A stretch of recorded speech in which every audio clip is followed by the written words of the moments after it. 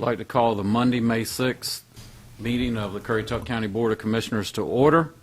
At this time, I ask everyone to stand for the invocation and the Pledge of Allegiance. We have Reverend Scott Finicum with the Lower Currituck Volunteer Fire Department, who is also their chaplain, and then we're going to be led in the Pledge of Allegiance by this fine group of Boy Scouts. Let us pray. Father God, we seek a blessing tonight upon these servants of the people, that they would be endowed with grace and wisdom, that as they discern the work of the people, that they would be mindful of the needs of others. We would ask that all who have gathered in this chamber will model for other citizens how we conduct the business of the people with grace and courtesy. Bless this county. Bless all who make of it. Bless those who stand watch tonight, whether they be fire, EMS, deputy, or state trooper. In Jesus' name we pray. Amen. Amen.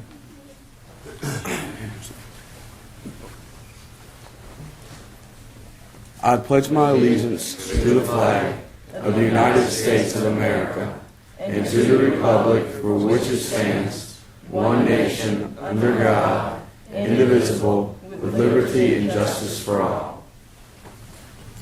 How about one of the scoutmasters come and tell us who you are and what troop you are, and let everybody introduce themselves tonight.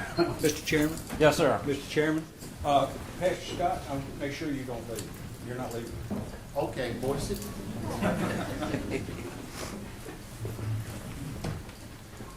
We're from Troop 182, right across the street down here at Fillmore Church. What else do I have to say?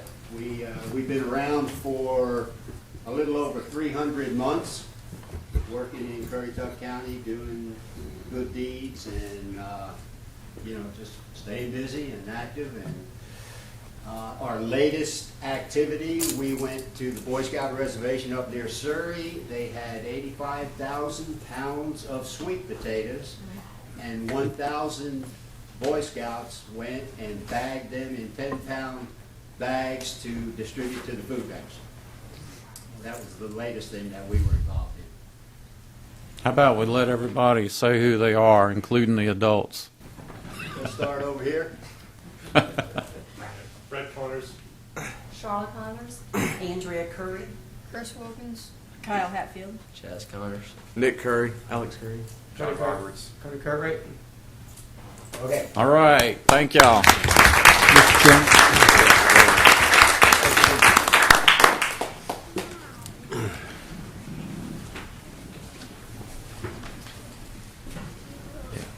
Go ahead.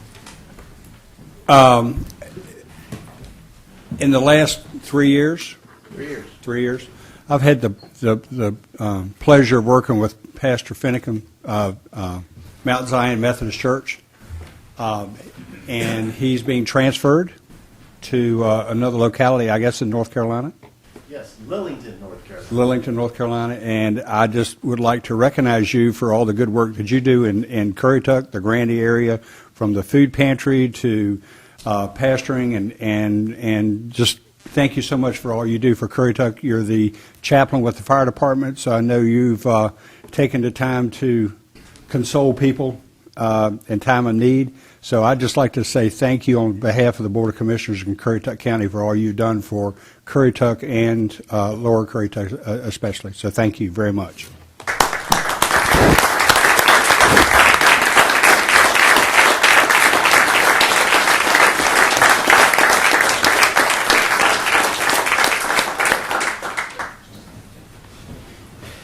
Thank you. Pastor Scott, keep in touch. We will. Keep them straight. Commissioner McCord is on his way here. His son was involved in a state regionals golf tournament today, and Currituck won and will now advance to the state championship, I believe. And they were in somewhere, Jacksonville, I believe. So he's on his way back, and he said he'll be here as soon as he can get here. But that's pretty good. That's the first time our golf team has placed like that, so they've done really well.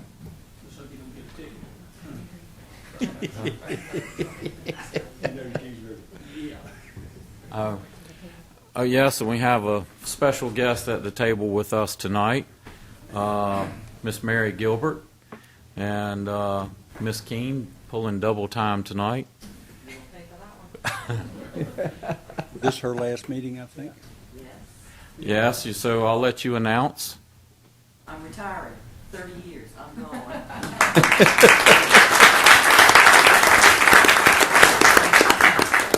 Yes, sir. I would like to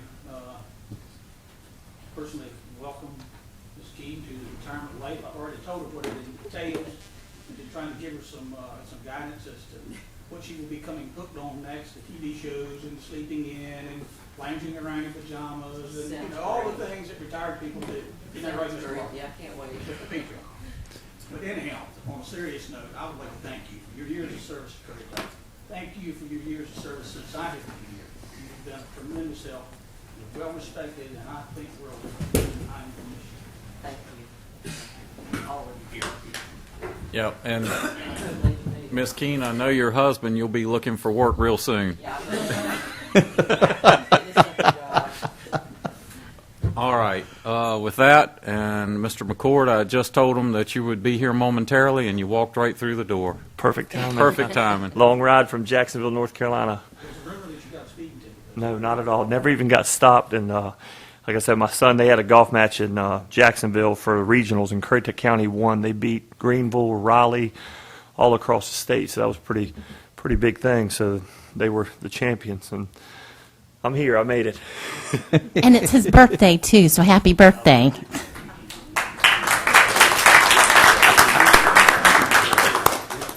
All right, we've had the invocation, the Pledge of Allegiance, and all the fun. Now let's get down to the approval of the agenda. I know of no changes to the agenda. Move for approval. I have a motion Second. for approval, a second. Any discussion? Hearing none, all those in favor, aye. Aye. Opposed, like sign. Next item is public comment. We have 4 people signed up. We have two of the people who wish to speak are signed up, and we have an agenda item, so I'm going to hold you two until that agenda item.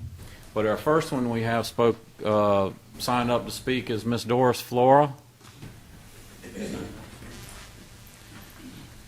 And Miss Doris asks you to please repeat your name and address for the record.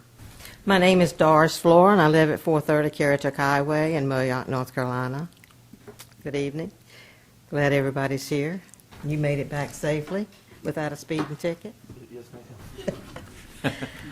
I want to talk a little bit I know our taxes are going to go up, and there's a lot of residents going to feel the pinch throughout the county.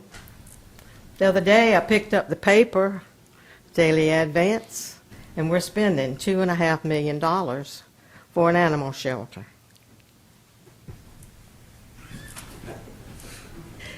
I feel like that is a bit much. I know we need an animal shelter. I know we need something better than what they've got. I am not that unreasonable. I love animals just as good as anybody in the world. I'd almost rather run over my husband than to run over a dog. So that's how much I love animals, and I have always, all my life, loved animals. But I do believe sometimes that we can lose context of what we're doing. Moyock can't even have a little park with a walking path. Not a little park. Not even a walking path, let alone a park. $2.5 million is a bit much. And I feel that that's kind of my feeling, that it is over and beyond. I know these people have worked hard. I know that they want to have as good as they can get. But let's be realistic. We do not need a Taj Mahal. We need something, and Rome wasn't built in a day. It was built a stone at a time. Build something that's neat and unique that you can add to as the need occur. Let's not go out here and lose sight of our people that work hard for this county. The citizens that pay taxes in this county need to have a good consideration. So let's think about this program again. Thank you very much. Thank you, Ms. Flora.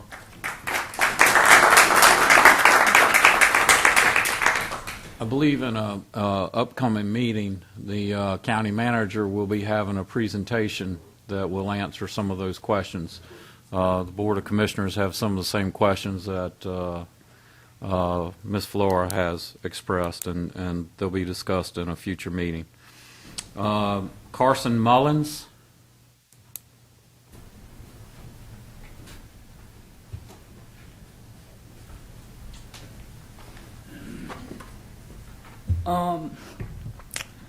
I recently sent a letter into the Daily Advance, and I'm just going to read some things from that right now. Yep. Mr. Mullins, for the ladies taking notes, could you tell them your name and address, please? I'm Carson Mullins, and I live at 177 Mariners Way, Moyock. Thank you, sir. And I feel that there is a great need for a competition-sized swimming pool in Currituck County. I was pretty disappointed when I first walked into the YMCA here early last year and saw the extremely small size of the pool.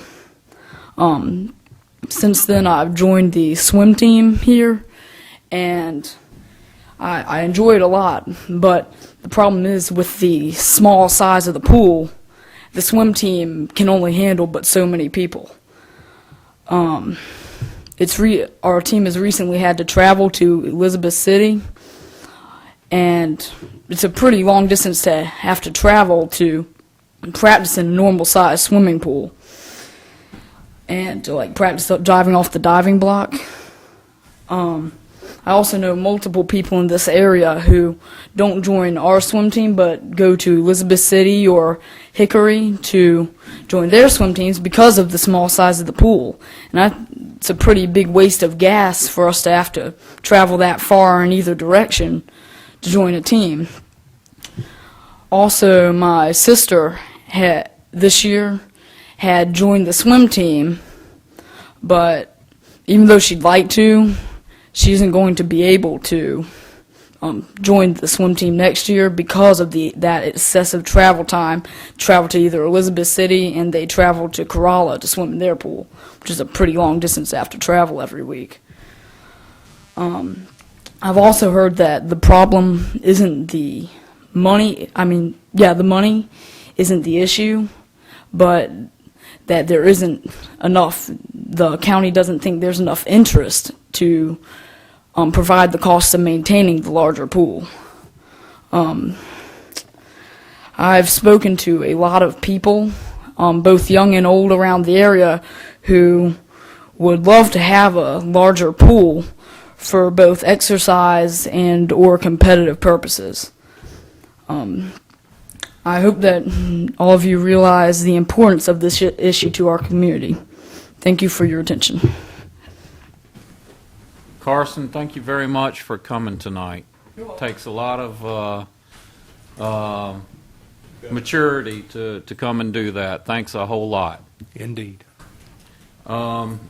Next on the agenda, as fate would have it, we have Mr. Billy George and Dean Mattix from the YMCA to give us an update. And Billy George was recently named the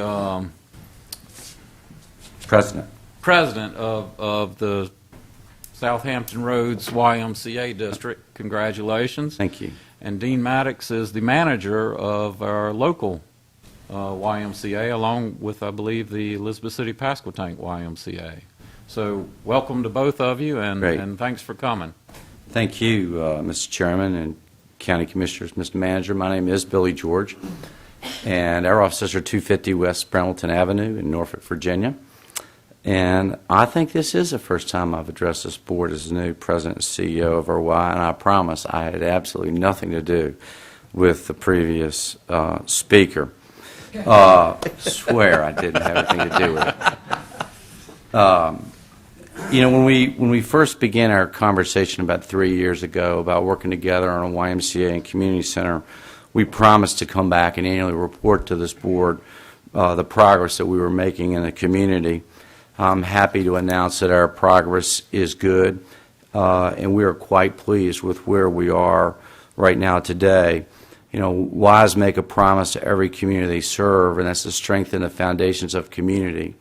We do that by increasing the number of healthy families, through nourishing the growth and development of every child and teen that we serve, making our community a healthier place to live, and giving our friends and neighbors an opportunities to give back to the communities that they love. We've made some pretty strong progress in a little over a year, and I'd like to share some of those numbers with you and then have Dean come up and give you a report on our school-age child care programs and our swim activities. As of the end of April, we had 1,464 households that are members of the Y, which are 4,051 active members. I would say that probably exceeded our expectations, somewhere in the 10 to 15% range. 83% of our membership is family. Roughly one-third is under the age of 18, and 20% are over the age of 55. I know there was some initial concern, but I was pretty surprised today when I got these stats, but one-third of our members, of 33%, come from Moyock. We were concerned about what a central location would do, but even with Moyock members that were already members of Great Bridge, which would add almost another 250, we're providing significant services to that part of the county. A stat that I'm very proud of is 40% of our membership household receives some sort of financial assistance, honoring the promise we made to you that everyone would be welcome at a YMCA. That equated last year to $296,000 in financial assistance to those families who could not afford the full fee. We served roughly over 1,600 non-members who participated in various programs, from camps to after-school to swim lessons. All in all, 6,735 people were served through programs and membership, representing 28%, or almost 1 in 3 of Currituck residents participated last year in a YMCA program. 140,000 visits last year were the number of people that came by our doors, passed through our doors, and we're on a pace this year to exceed over 160,000 visits to the Y.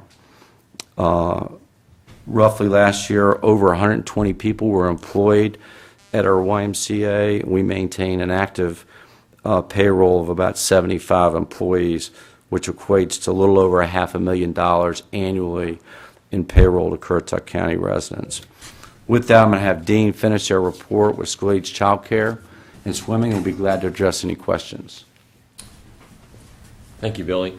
As we look to serve Currituck County, we found that there's really two things that are essential, and one is conversations that lead to collaborations. And we had conversations with county residents and county leaders and found out there were a lot of hardworking Currituck families that their kids were going home to empty homes after school. And so we formed a collaboration with Currituck County Schools and started with just 5 kids and then 19 kids and now up to 75 kids that are experiencing a high-quality after-school program, one that isn't just about study time and physical activity, but sitting down with teachers and saying, what are those at-risk kids that need to continue the hard work that the administrators and the teachers start during the day all the way through the afternoon and the evening time?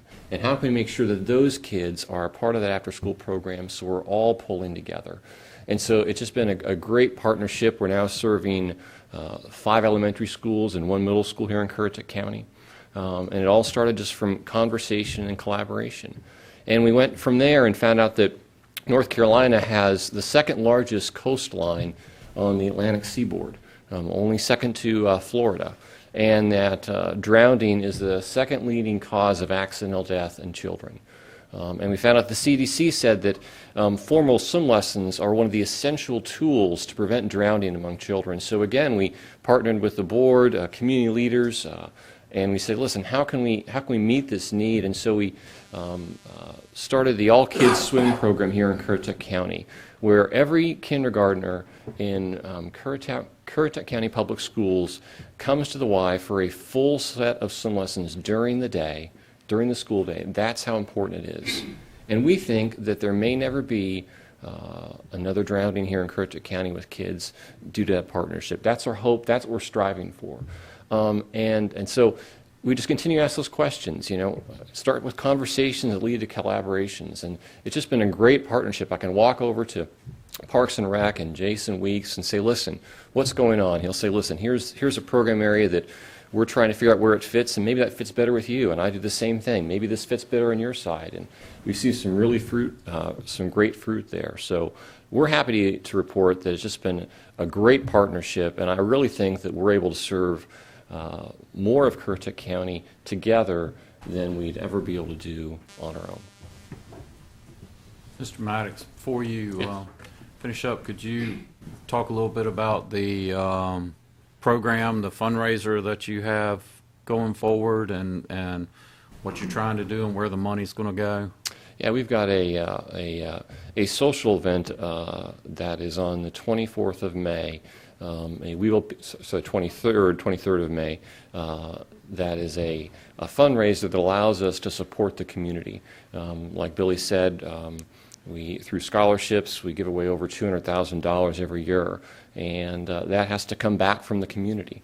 And so that's taking place on the 23rd at Sanctuary Vineyards. And we're excited about just sharing a little bit about how the YMCA is making a difference. So we're going to have some of the participants from the We Will People program and the assistance that the community provides, sharing their stories, how the Y is making a difference here. And I think it'll be an exciting, dynamic event, and just some great testimonials about just Currituck County residents having their lives changed. And if people want information? Yep. Feel free to give us a call here at the Y at 453-9632, and we'll be happy to point you in the right direction. Thank you. Any questions? Dean, ask a question. I think, don't you have some programs for the seniors, which are right next door? Yes, we do. Yep. Could you share with that? Sure, we have a couple different. That's exciting. Yeah. Senior. And I hope I hit on what you're looking for. If not, just sort of throw something at me, and I'll get the idea. But we have a couple different programs, from a water fit class, a water risk class that is really taking off there at the Y, and we have about 15-20 participants in that. We've got some chair aerobics that actually we've had to sort of step away from the chairs because the seniors are getting so active and mobile that they don't need the chairs as much anymore, and some social events as well. It's just been a great partnership because Diane does such good work.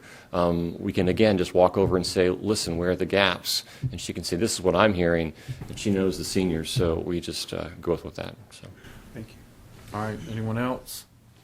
I have one last question, Mr. George. Yes, sir. Just as you didn't bring Mr. Mullins here tonight. Yes, sir. Nor did we. However, he did bring up an issue that early on when we were talking about the YMCA and we're talking about a larger pool and the possibility of one being added later, and I've had conversations with the county manager, I guess it was a week ago or a couple weeks ago about that. Is there anything you can add? Or Well, what we would look at doing, and the way it was designed, because what we have today is an instructional pool. The bigger the pool you build, obviously, the significant increase in capital costs, but more importantly, operating costs. So what we did from the initial master planning part, and where you see the outdoor volleyball court, that is an area that is reserved to one day to build a 6-lane 25-meter or 8-lane 25-meter competition pool. And what our recommendation would be to put an architectural membrane cover over it. We just built that at our camp at Kenyon Road. It is 1/3 of the capital cost, but more importantly, the operating costs of that type of facility are a fraction.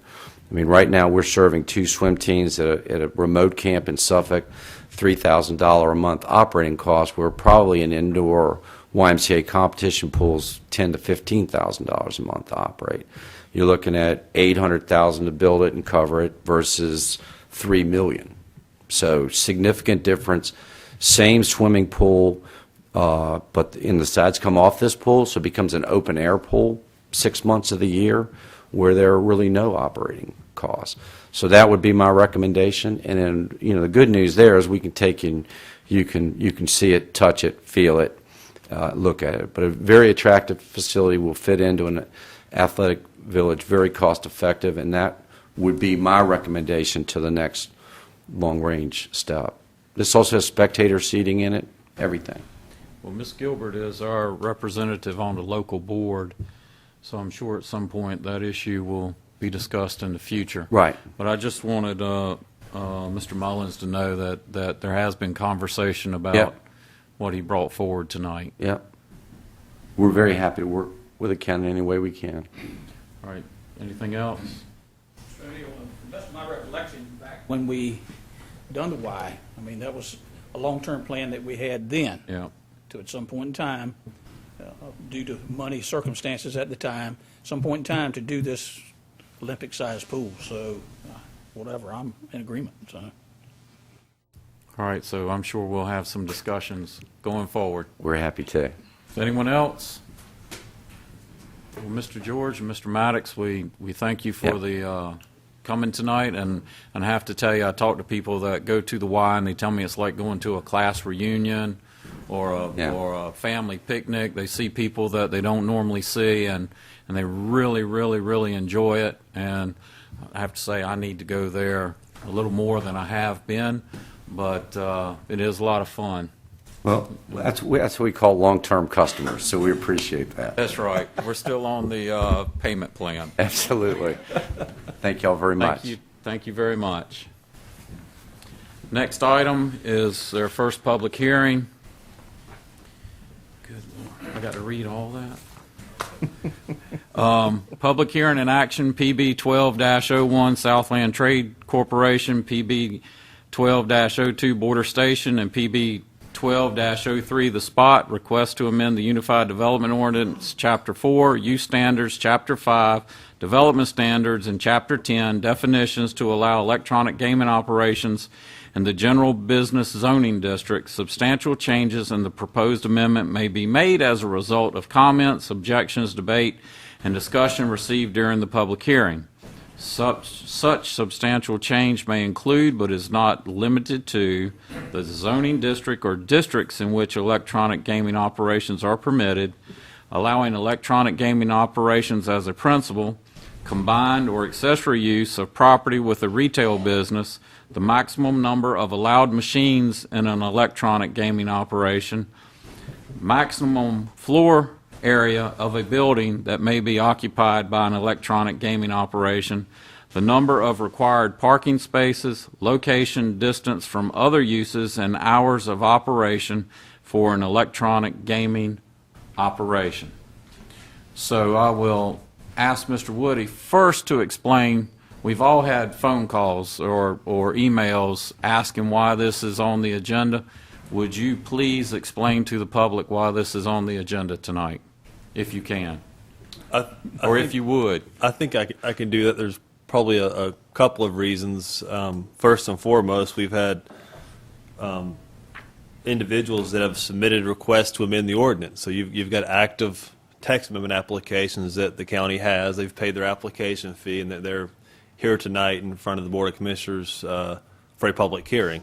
That's probably the primary reason. The second reason is currently the electronic gaming operations are not allowed in the state of North Carolina. However, should they be allowed again, if they're allowed again in the future, by having something in the UDO, the board would then have a means by which to regulate or require permits for these types of operations, whereas previously we did not have a permitting structure in place for electronic gaming operations.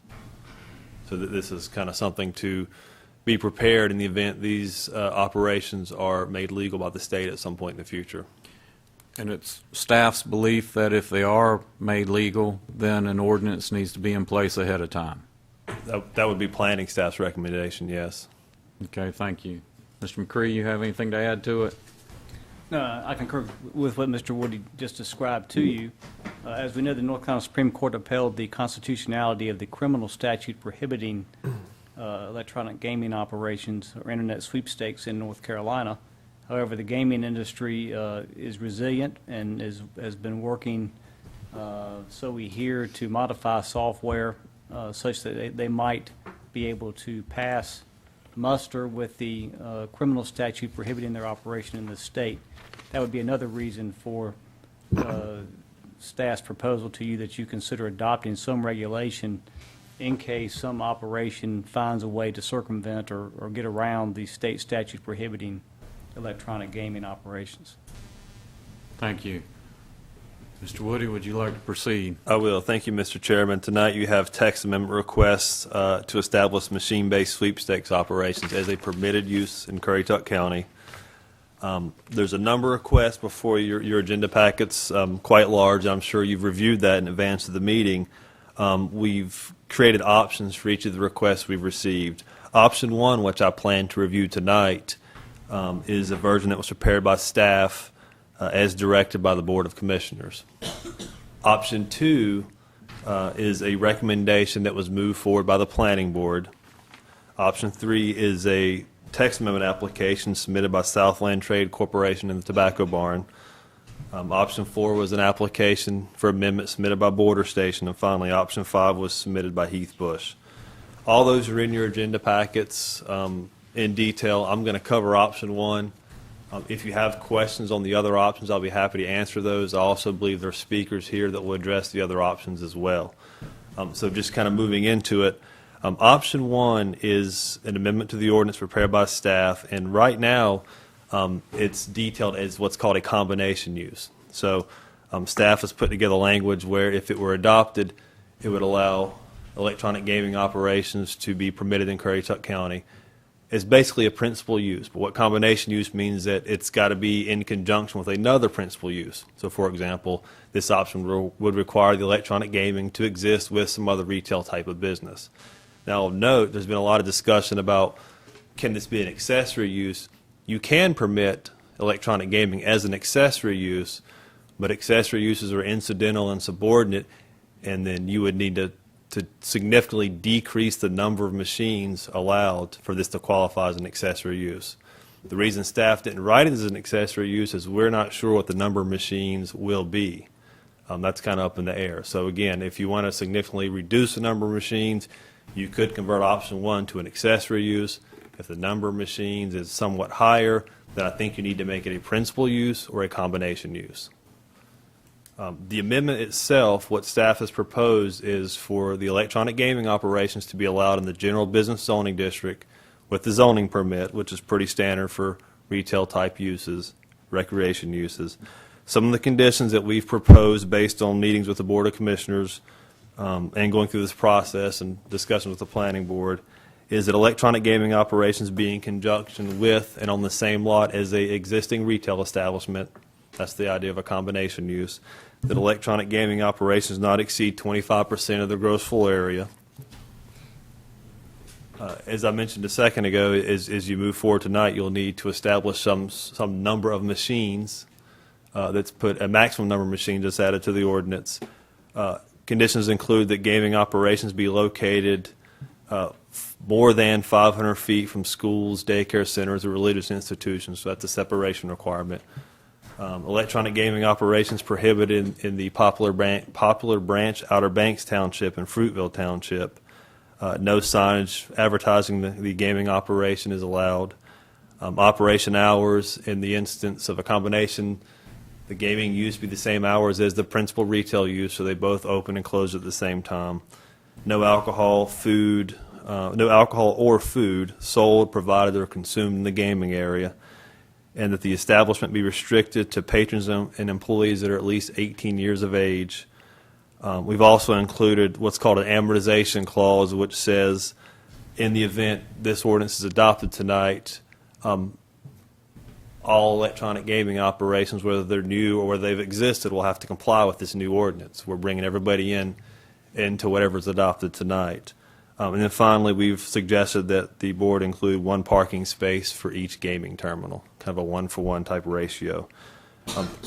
That's the basic premise of option 1 of what staff's put together for consideration. Again, there's additional options recommended by the Planning Board and some of the private parties that have submitted applications. I can answer questions on those, and I can answer questions on option 1, and that concludes my presentation at this time. Anyone have questions of Mr. Woody? I do. Clarification. You said the Poplar Branch Outer Banks and Fruitville Outer Banks, correct? It says Fruitville right now, so that would include Knott's Island. If you want to change that, it would need to be. And actually, there's not a Fruitville Outer Banks Township, and that's the trouble with using townships. Didn't know it was an option. At first I heard of it. Hadn't had a chance to talk to anybody, but All right, any other questions? How many, just out of curiosity, like I said, I was driving from Jacksonville, North Carolina to here and passed plenty of them. How many counties are they still open? If it's illegal in the state of North Carolina, just having a law enforcement background, I'm just confused on how they're still open, but. I don't know the answer to that. Like, do you? I don't know. I mean, we have read newspaper accounts, for example, in Roanoke Rapids, that the city attorney has rendered an opinion early on that those machines, for whatever reason, met the state statute, and my understanding is their law enforcement agencies and district attorney are not seeking to take any action as to establishment there. But I do not know why in other communities these operations are continuing to exist. Just curiosity was all. Anyone else? I would just like to ask Ben. Ben, are they legal in the county now? No, no, sir. And were they before the Supreme Court ruling? No, sir. And so why did these business people, why were they able to operate? The businesses opened. Once we became aware of it, we would send notices of violations to all the businesses. Everybody received. Some businesses did not appeal their notice of violation. They went on to receive civil citations from the county, which are now in the county attorney's office. Some of the businesses appealed the notice of violation, which stays enforcement action by the county. And so we do have a number of appeals that are pending before the Board of Adjustment. But none of the businesses were permitted under the UDO. So they operated illegally in defiance of the county ordinances. They did not comply with the ordinance. That's correct. All right. Thank you. But in the event, I guess I'll go to the attorney, but in the event a type of business is declared legal by the state of North Carolina or the Supreme Court, then the county, city, town, whatever, has an obligation to have something that you do recognizes that fact. You do basically have some obligation to allow for a use to some extent, unless you make certain extraordinary findings to 100% preclude a certain use from existing within your county. Could you explain that? You say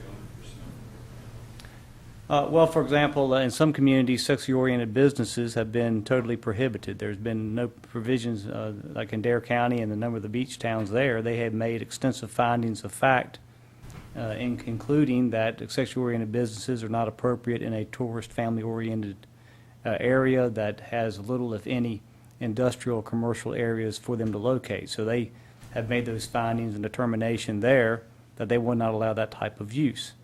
It may be more difficult, for example, and I'll continue to use a sexually-oriented business as an example, for Currituck County to totally exclude that type of use from the county, given the size of Currituck County geographically, the ability and practically has provided for industrial areas for that type of use to be located. And so therefore, it might be harder for Currituck to justify prohibiting entirely that type of use. Such might be said about the internet sweepstakes or electronic gaming operations. The same type of principle or theory would apply, that if there is a use that is deemed to be a legal use, then there should be some accommodation made for it somewhere, somehow in the county, unless certain or extraordinary findings are made to totally preclude or prohibit it from operating anywhere within the county. Yes, sir. back to this Fruitville thing. Okay, Fruitville Beach, there's no businesses there to start with, so you don't have to worry about it. I mean, there's no commercial development whatsoever there. I mean, that's by ordinance and by land use and by UDO. And if it comes to Knights Island, from my perspective, I think, after sitting here thinking about it, whatever the rest of the county does, I don't see where Knights Island should be any different. I think the intent was Outer Banks initially, and I think I that just we, want to get and just that moving forward, I think we could probably just reterm that and just say Outer Banks That's fine. and make that distinction. That, I think that's that'll. okay with me. I think that was the intent. Anyone else? All right. Going to open the public hearing. I have two people that have signed up to speak. First is Mr. Brian Ennis. Ask you also, please give your name and address for the record, sir.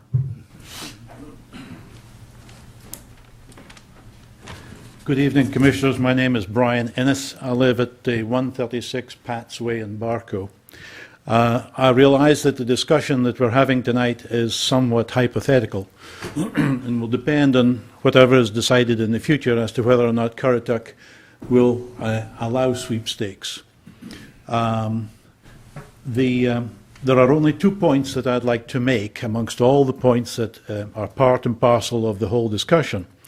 And two of these are particularly important to me. One is, when these were in operation, whatever your opinion is of them or was of them, these establishments employed somewhere between 50 and 100 people. These were mainly minimum wage jobs or lesser paid jobs, but they were jobs nevertheless. For example, I can think of one or two young folks, a young mother, for example, in particular, who was able to work evenings while grandmother looked after her children. And this is the first step that that lady was able to take away from total dependency on welfare. There's numerous examples of that, and I think I think it's a great pity that these jobs now are gone.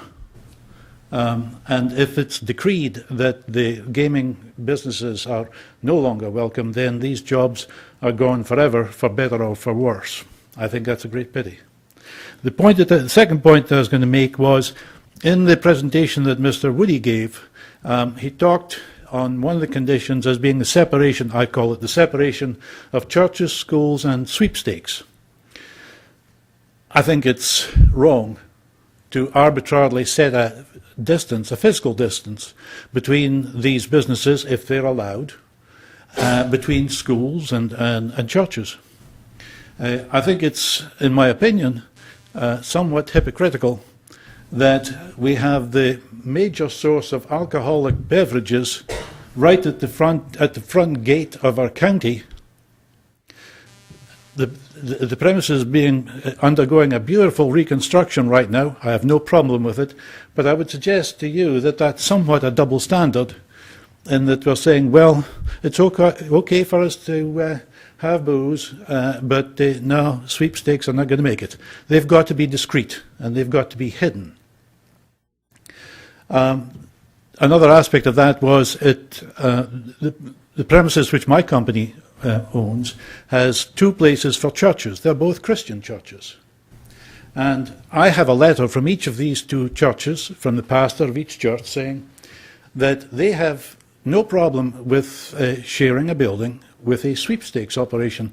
So I find it a little hard to understand why we should impose our morality, or the county should, on how close they can exist to churches and sweepstakes.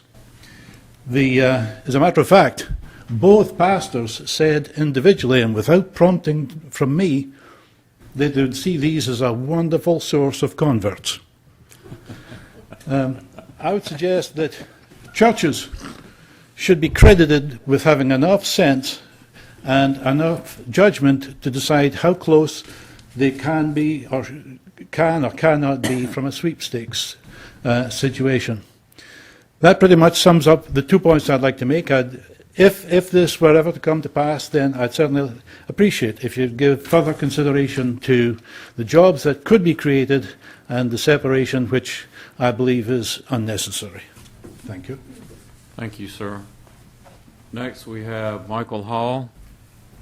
Ask you also to state your name and address, sir. Yes, well, my name is Michael Hall, 174 Old Drury Road in Moyock. I've been a retired law enforcement officer over 32 years. In that, I've investigated gambling, illegal numbers. We've looked at making gambling legal. And when they couldn't do that in the city I worked in, they looked at riverboat gambling. And when they found out that the cost of doing business and the problems that it brought, they said, no, we're not going to do that. If it's illegal in the state, as a law enforcement officer, I'll uphold the state's laws. What we had was the state broke down and said, hey, you can't do it, but everybody kept allowing it because they kept waiting. In 2000, 3 video machines were allowed in each place. 3. I don't know how many you're talking about, 10, 20, 30, 40, 3. So let's go with 3. Let's use the state number. It also said, during all of that when customers purchase internet or phone line time, that's what we can tax. We're not getting it on anything else. We're just getting on internet and phone time. So we're not getting anything when it comes to revenue. And yet we're putting all these other places for it. Power, police, medical. We're putting all of that out there. So I have to wonder about that. Sweepstakes gambling. Defining machines, what's prohibited, right in there, sweepstake gambling. Defining gambling, sweepstake gambling is right in the thing. House of entertainment, sweepstakes gambling. All these under the state statute. Why did the state say one other thing? I can buy a lottery ticket. I can go to bingo with my gray-haired grandmother. I can go to the Indian casinos. I can go to Greyhound racing. I can go to DMV. And what do those have in common? I can't use a charge card. Why? Because the state said we're afraid of people not paying their debts, getting it over their head, becoming addicted to gambling. But let's go to internet or sweepstake gambling. You can use a credit card. Now, wait a minute, what's wrong with this? It's either the same for all of us, apples to apples, oranges to oranges. I heard earlier 3 places in the Currituck that you can't put these. It's either we're all in the same boat or we're not. We have I'm a member also of the Small Area Business Plan for Moyock. One of the things that was almost unanimous was not wanting, when you first came to the county, all of these signs packed up next to the road and all these signs that were all different styles and sizes, waving at you saying, gamble here, spend here. What I loved when I came here 10 years ago was the fact that it said Sportsman's Paradise. And I saw different things as I came. Southland was great. I looked at all these things as I came into Currituck, and it was great. And we tried to clean up some of the areas along the roadway. Well, these signs put it right back to 25 years ago. You lost the boat there, folks. When I went to the buildings and tried to see what it was all about, one place was very rude to me. Another place wanted to know why I was there. I said, I'm trying to find out how I can come in here and gamble. When I wasn't a regular, actually very, kind of like almost turn your back on me. Then I sat there and I looked at the parking lot. I go to work at 6 o'clock in the morning, so coming home late, going to work early, I looked at the parking lots. Bottles, cans, trash. I was very surprised. Where was the oversight inside and out? You walked inside these places. They were packed like sardines, where you can't do that at any other place in Currituck. Why were these places packed so bad that I'm telling you it was hard to get elbow to elbow? Folks, we lost the boat. I like the fact that you're coming out here and saying we've got an ordinance that we're trying to put in there. I like it. I think it's about time. I appreciate that. But stay on top of it. Don't sit there and fall behind like it has in the past. And for all else, remember, it's Currituck. We're all the same. If it's going somewhere, it's going all the places. If it's a state law, enforce it. If it's not the state law, hey, folks, it's your call. Thank you. Thank you. That's the only 2 people I had signed up. Is there anyone else who didn't sign up that wishes to speak? I'd like to. Please come forward and state your name and address for the record, ma'am. My name is Barbara Smith. I'm 82 years old, and I live at 291 Brumsey Road up here at Currituck. As I say, I'm 82, and I go up to the gaming parlors when they're open. I've met a lot of people, I made a lot of friends, and I won't see them again if we don't have some gaming going on. And we all are in the same boat. We're not going to sit around in our pajamas and do what everybody else does when they retire. I'm going to go gamble if I can. So I enjoy it, and it keeps me busy and keeps me occupied and my brain occupied. And I don't know of anything I enjoy more Thank you, fellas and ladies. Thank you, Ms. Smith. Had someone else? Yes, ma'am.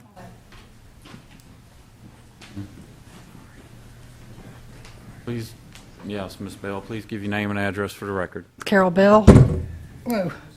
330 Puddin Ridge Road, Moyock. I attended the second meeting of the small area planning. At that time, it wasn't a committee, it was just getting started. I missed the first one because it was held at the library, and it was kind of crowded. But anyway, this one was held at the middle school. There was a good number of people there, and we were divided into little groups, and each group was to discuss what they saw for the area of Moyock and what they'd like to see and what they didn't want to see. And I think there were 7 groups, if I recall, and each item was given a number, you know, what's the most important to you, and so forth and so on. Without a doubt, the number one item from each group was get rid of the internet cafes. To my knowledge, I don't think there were anywhere in this county but Moyock. I could be wrong about that, but I don't recall any others. When you cross that line from Virginia into North Carolina, that's what you saw. Internet cafe, sweepstakes, you know, come win big, do whatever. They were ugly. They were crowded. And the people in Moyock who were affected by this said, this is not what we want people to see when they come into our home. We don't want to be known as the gambling capital of eastern North Carolina. These people are very interested in what can we do that's good for Moyock, for our families, for our children, for the people who live there. And I do hope that as you're considering this, and I don't know that any of you live in Moyock other than Ms. Gilbert, but those of us who live there want to have a nice, clean, safe community that we're proud to say, I live here. And we don't want to be known as a gambling haven because, quite frankly, I don't want to see Moyock become anything near Las Vegas or Atlantic City or any of that stuff. So please consider what the citizens of Moyock say is important to them, because since that meeting and the Supreme Court said, you know, close them down, when we've had our small area planning meetings, it's been great because now we're able to talk about what we want to see, not what we don't want to see. Thank you. Thank you. That it? All right, with that, I'm going to close the public hearing and ask the board for a motion. Mr. Chairman, I'd like to make a motion. It's kind of close to the option 1, but currently with the internet sweepstakes by state statute deemed illegal, our law enforcement is acting on this and have been enforcing as such. I'd like to make a motion in the event that the state legalizes internet sweepstakes, and we have so that we have an ordinance in place that states the following. And I'd like this to be included in the, like I said, the option 1 is the closest one, but permitted only in areas zoned general business district as an accessory use only. Maximum gaming machines to be 500 feet from other operations, schools, child care centers, religious buildings to be measured from the building. Hours of operations to be set the same as a primary business. No alcohol or outside beverages be permitted in the gaming area. Age requirements of 18 years of age or older. Firearms not allowed in other than law enforcement or permitted security guards. And then there is a prohibitive factor in there with the signage, but signage in accordance to our current sign ordinance, and then also to prohibit on the outer banks. And I'd like to make that in a motion.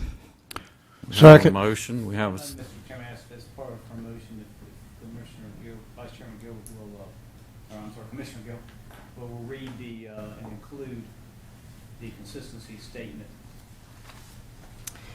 I move to approve PB 12-01, option 1, with the, I guess, added options that I just stated due to its consistency with the 2006 Land Use Plan, and that the request is reasonable and in the public interest and promotes early growth and development.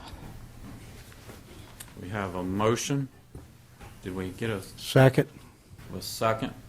Any further discussion? Yes. Yes, sir. Explain your sign ordinance, please.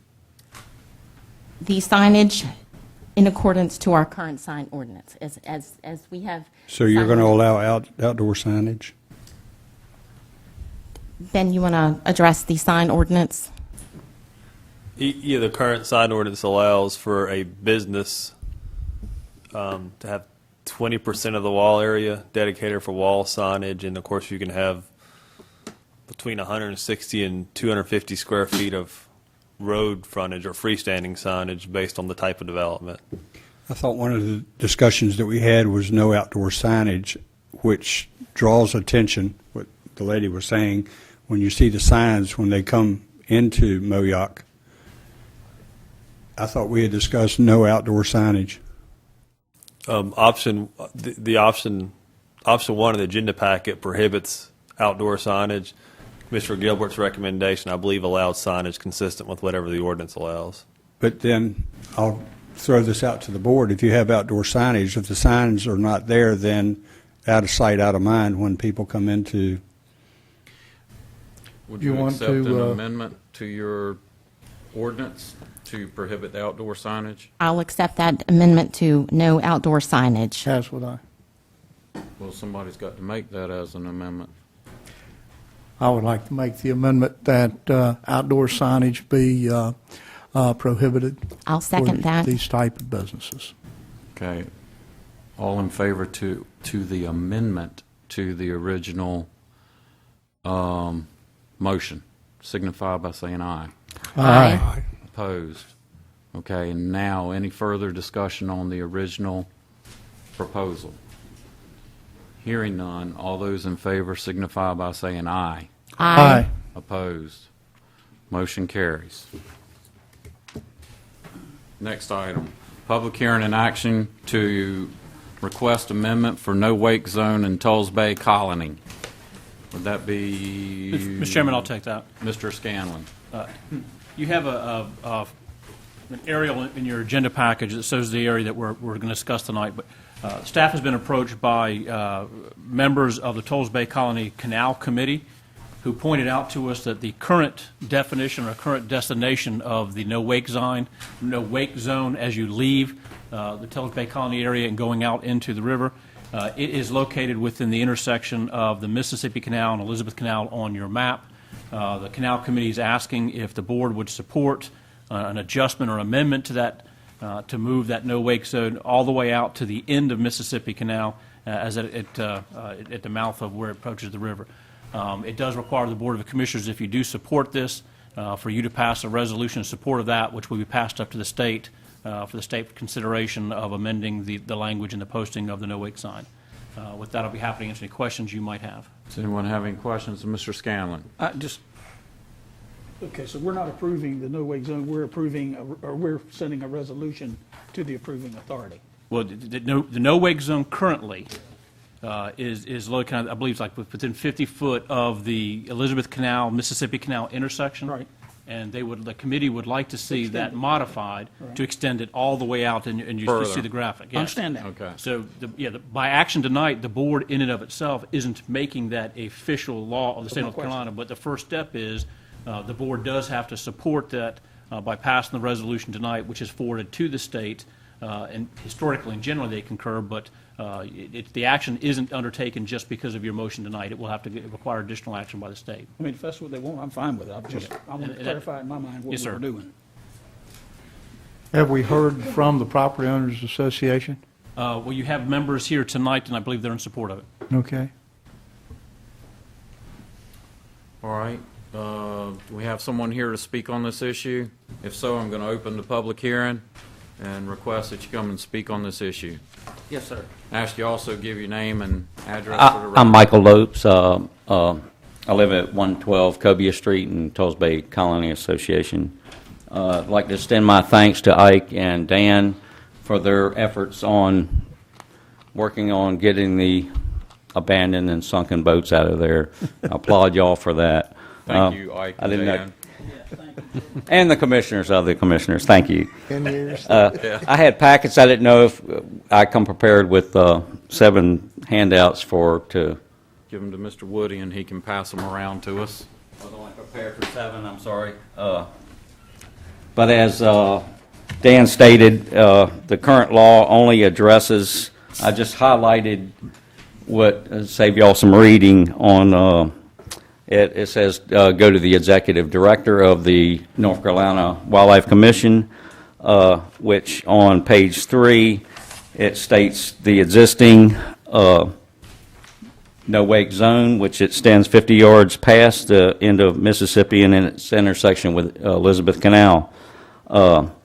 And number C, Board of Commissioners of Currituck County is designated as a suitable agency for the commission to amend this through the approval of the United States Coast Guard and Corps of Engineers. And then I have on page 4 a map of, as I know Kevin will appreciate this on a golf issue, is the dog leg at the end of the canal when we've gotten a lot more kayakers and kids in paddle boats. We've had wakeboarders go by at full steam and pass a boat within 5 feet. So it's I'm surprised we've not had any accidents, but we've had a lot of incidents. And I'm, currently reporting to the NC Wildlife Commission. On the last page of that handout is the request that we want to, just like Dan said, was to extend it out to the Northwest River. Not to affect the boat traffic on Northwest River, just to cover our canal. We don't want to stop boat traffic on Northwest River, but we just want to... Mouth of the canal. Yes, sir. And that's only another extra couple hundred yards. Everybody that I've spoke with, all the boat owners in that, do not have a problem with that. We have some people that think that running up and down the canal washes it out, but we know different. But with that being said, we appreciate y'all's efforts, and thank you again, Dan and Ike, on your efforts in getting our canals cleaned up with the boats that are sunken. Thank you. Yes, sir. Let me ask you a question. Did you say you're representing the homeowners association, or you're just a citizen? Well, I was the past president. Past president. Bob is the new president, but we initiated this prior to my leaving, being president of the association. Okay, I would just like the contact information from somebody that, before y'all leave tonight. Okay. Give it to Mr. Woody, please. Okay. On a whole nother issue, nothing to do with the no wake sign. Okay, thank you. All right. Mr. Chairman? Yes, sir. Just curious, one question. I'm sure you'll hold all the homeowners and everybody is more or less in favor of what y'all are doing? Absolutely. Yes, sir. It's for the safety of our children, and we have a lot more people kayaking now than we did years prior, kids in paddle boats, and that dog leg presents a problem when somebody comes in there with a jet ski at 70 mile an hour or a big boat on plane. So when you pass another boat on plane within 5 feet, it does. How long is that canal before you get up into the subdivision itself? It's from only to Elizabeth Canal. We're only extending the no-wake zone probably 300 yards, 400 yards tops. It's not that much. But the length of the canal, though, coming in, how long is that? Until you get into, from Tulls Bay to Elizabeth Canal? How far It's is that? probably 400 yards, approximately. But to that dog leg, it's not 100 yards off the river, as you can see on the maps. And it's shallow. It's shallow, too. Yes, it is. And if then everybody wants to if run that anybody's one, familiar they with can. that canal, with the fallen trees over the, Hurricane Floyd and all the other hurricanes, that you got to stay off the bank. So when somebody comes through there, somebody was in there and somebody was pulling a wakeboarder out, and when they come by another boat within close proximity, it's reckless driving as far as the boat is concerned. We have the support of NC Wildlife, but we'd like the law to reflect the no-wake zone out to the river. Yes, sir, Mr. Petrey. So you're talking 400 yards at idle speed, you're talking 10 minutes tops? No, it's not even that. It's 3 minutes. It takes me 5 minutes to get out to the end of the canal from my canal, which is 2 canals back from Mississippi or the Elizabeth Canal. I think it's important that you're talking about the people, the reckless driving. A lot of people in the boat that operate boats don't know this. You're responsible for your wake. Oh, yeah, I'm fully aware of that. Property Yes, sir. damage and bodily harm, you're responsible for it. So you can zip around. So a lot of people don't realize that. All right. Is there anyone else that wishes to speak to this? Hearing none, I'll close the public hearing and ask the board for a motion. Motion for approval. Have a motion? Second. Second. Any further discussion? Hearing none, all in favor, aye. Aye. Opposed? Motion carries. Thank you, sir. All right, thank you. Thank you, Commissioners. Item C, public hearing and action, PB 13-04, Bob's Wild Horse Tours, LLC. Request for a special use permit for an outdoor tour operator. The property is located at 817B Ocean Trail, Tax Map 116H, parcel 817B, Poplar Branch Township. And anyone that wishes to speak in favor of or in opposition to this needs to come forward now and be sworn in.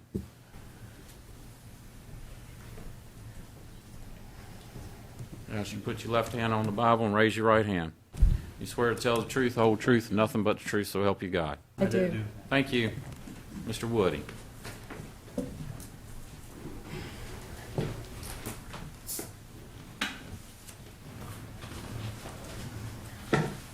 Thank you, Mr. Chairman. This is a request for a use permit for an outdoor tour operator. The location is in the Monterey Shores Plaza, which is a commercial shopping center over in the Corolla area in the Monterey Shores Plan Unit Development. The property is zoned general business, designated full service in our 2006 land use plan. And you can see it's one of the units at the back of the shopping center. Doesn't have visibility or frontage from NC-12. The applicant's requesting a use permit for an outdoor tour operator to operate 3 15-passenger vehicles from this location. The applicant currently operates 3 outdoor tour companies. He has one at the Inn at Crawler Light, where he has 1 vehicle. He has one at Distinctive Landscaping, where he has 2 vehicles. And he has one at the Crawler Light Town Center, where he has 10 vehicles. So he has a total of 13 vehicles currently. And, of course, as you know, with the licensure requirement in place, next year he'll be subject to vehicle reductions. So his 10 vehicles at the Crawler Light Town Center will reduce to 5. So next year he'll have a total of 8 vehicles, if I'm doing my math right. And that's important because I want to go through this because it all has to, I'm showing that he's not increasing his total vehicle numbers, but he is moving vehicles around. So that said, he's proposing to move the Bob's Wild Horse Tours from the Inn at Crawler Light to the Monterey Shore Shopping Plaza. As I just said, the Inn at Crawler Light has 1 tour vehicle, and he's proposing 3 tour vehicles at Monterey Shore. So he's adding 2 tour vehicles to that company. However, what he's proposing to do is at the Crawler Light location is to reduce that location by 2 vehicles. So he currently has 3 locations, and he's moving from one location to another, and he's basically moving vehicles around, but the net impact is no net increase in total vehicles, which is important based on the ordinance and the licensure requirement that this board just adopted earlier this year. And to make that binding, what we've done is we've asked the applicant to go ahead and apply to amend his use permits to reflect these changes. I'm going to keep going, and hopefully I'll explain this a little better as I continue. This is a use permit request. So in the case analysis that staff provided, you can see the criteria that you're required to use in approving or denying this permit. We have provided suggested findings for each criteria. Staff thinks this does meet the criteria for issuing a use permit. I'm not going to review those, but I'll answer questions if you have them on those criteria. The Technical Review Committee, the staff did review this request and are recommending conditional approval. There's a number of conditions that are in the staff recommendation. Those are pretty typical for all the other tour operator permits. They're the same conditions we've used repeatedly. I'll note that we did add one condition that says the use permit for Beach Jeeps, which is the Crawl Light Town Center location, must be amended and reduced to 3 total tour vehicles. So we've got a condition in this permit that requires a reduction at the other location to equal no net increase in vehicles. The planning board also heard this request at their previous meeting. They did recommend conditional approval as well. They incorporated all the staff conditions, and they added one more condition that says that their recommendation was contingent upon the applicant submitting the application for the use permit amendment at the Crawl Light Town Center location, which he has subsequently done. So the revised use permit for his other location will be before you in a couple of months. And with that, I'm happy to answer any questions you have. And hopefully that made sense. To make the long story short, you're saying the request is in accordance with the Currituck County's Unified Development Ordinance? It is. Okay. Anyone have questions of Mr. Woody? Yes, sir. Yeah, just one, just for clarification. Yeah. It hit on the same thing. I want to get to numbers. And so in essence, next year, at his current locations that he has, he would have a total of 8 vehicles, no matter what they are, 8 vehicles. Yes. And under this, all he's doing now is moving to a different place and having 4 storefronts, still with 8 vehicles. Yes, that's correct. Probably was an easier way to say it. Yeah. I mean, I had to do everything in layman's terms. Understand now. Okay. Any other questions? I've learned to try to simplify things. Yeah. Any other questions? Hearing none, I'm open to Yes, sir. Mr. Woody, how does this affect, just to revisit, the Jeep tours? And I think this is the last year for the Jeeps. Is that right? It doesn't prohibit Jeeps. Well, okay, but I think the Jeeps will be phasing out pretty rapidly. Yes. Yeah, based on the number of passengers. Yes. Okay.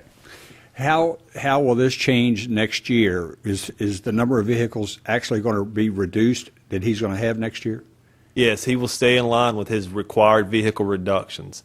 I'll note he is getting a slight increase in capacity, but I would expect all the tour operators to do that because they're going to get bigger vehicles. Correct. Okay. Any other questions? Hearing none, I'm going to open the public hearing. Nobody signed up on the sheet, but you can't. Yes, ma'am. Would you please come forward? And please state your name and address for the clerk, please. My name is Mary Daddario, and I own Eden Day Spa and Salon, and I am attached to where this is supposed to happen. My concern is parking. They just added a big super wings, and that took some parking, and they're restriping the roads. But at the present time, there's not enough parking as is. And if you have 3 buses with, I don't know how many are on each bus, but I'm thinking that's probably going to be like 45 people, and they're constantly changing in and out. Where are we going to park all the people that are coming to Monterey Plaza? Because that's going to take up a lot of space, and as it is, we don't even have enough parking as is. And our clients need parking spaces too. And as far as I know, there is a law that says if you have 4,000 square feet, you need to have so many parking spaces to go with it. And if that's the case, then everybody in that shopping center should be designated a set amount of parking spaces with the name of the business on it, because we are required to pay by square foot of our business for maintaining that parking as well, which is called your common area maintenance fees. That alone costs me almost $600 a month because I have almost 4,000 square feet. And if I don't have any parking, I won't be able to have any clients coming into my business in order to be able to pay those bills, in other words. So my big concern, and I think it's a concern of everybody else in that area, because we only have maybe 15 spaces as is in that corner. And if you put 3 buses back there, where's everybody going to park? I mean, even the employees don't have parking spaces as is. Some of them are already carpooling together just so they can park. Excellent question. Mr. Woody's got an answer. Mr. Woody, is the shopping center meeting the requirements of the Unified Development Ordinance on parking spaces? It does.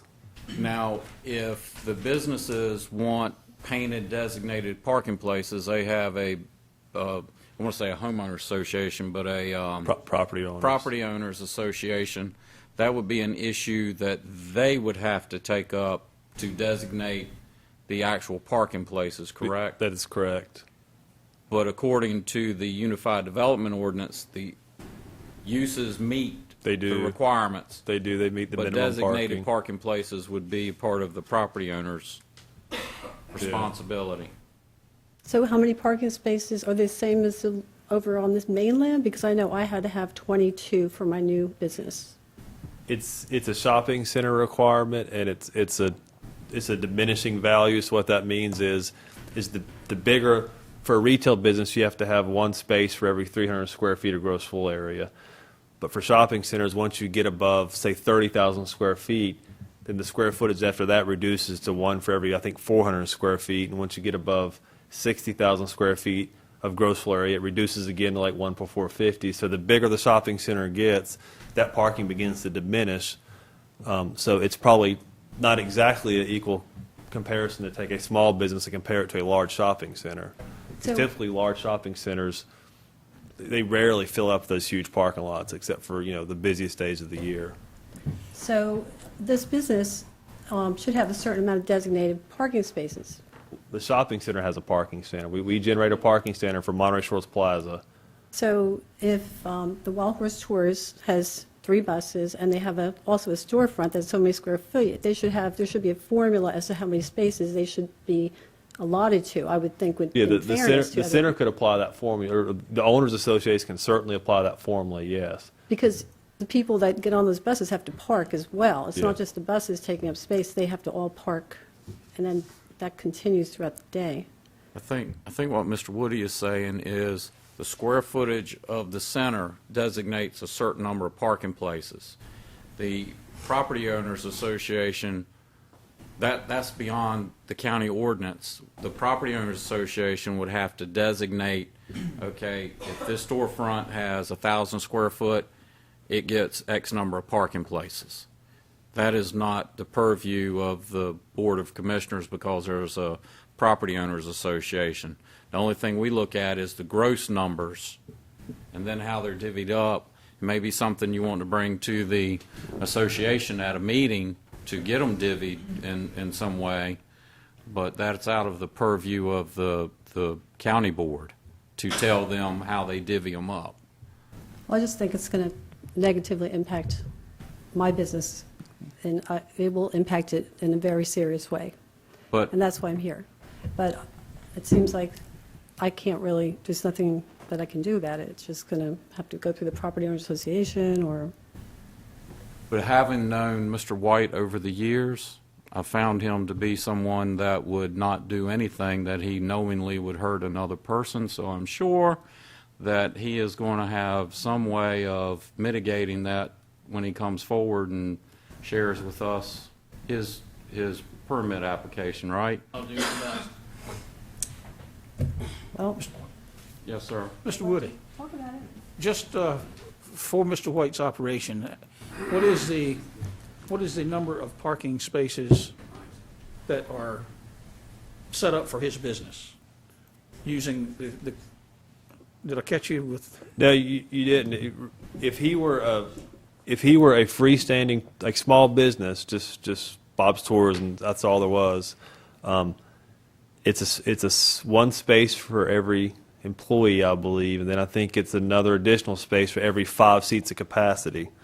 So he has 3. So he would probably need between 9 and 13 spaces maybe.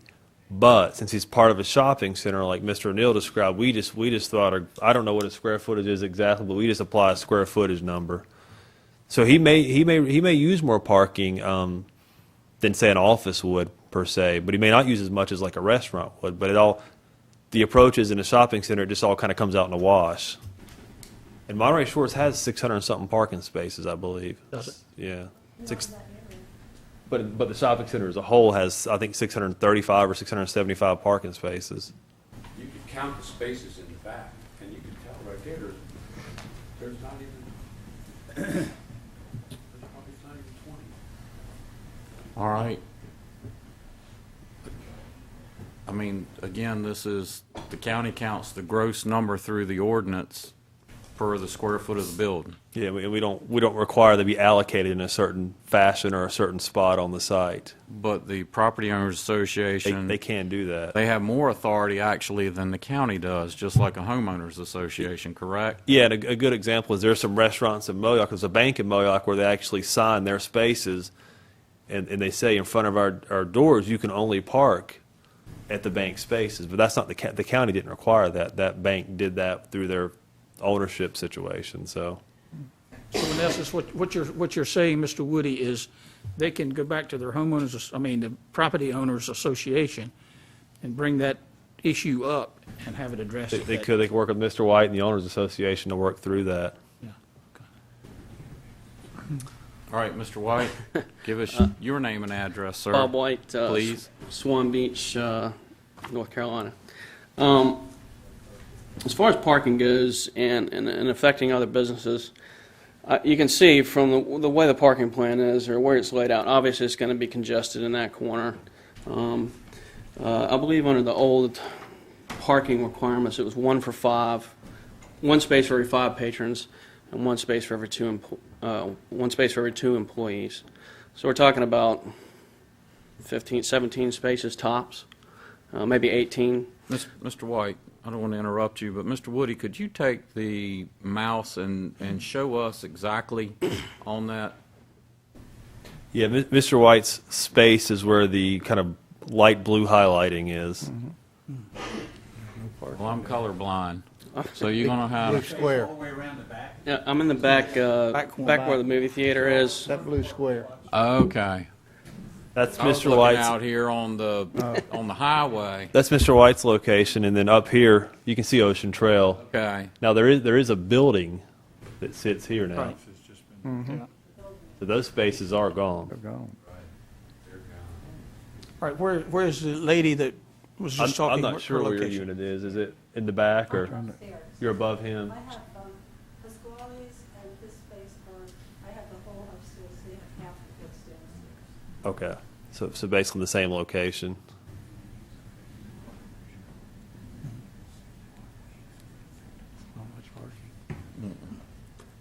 Okay. So, for my part, obviously we do a decent volume of business, but I think it's important for the board to remember and the other business owners, and this is the first I've heard of it, when we did the public meetings, Gary Smith came forward as a representative for the Owners Association, and that was not anything that was considered an issue with the Owners Association. More where we're going to park the vehicles. And for my part, we basically keep them around back with one up front, just as a visible teaser type thing to let people know we're there, especially given our location. But many of my patrons are gonna frequent these other businesses.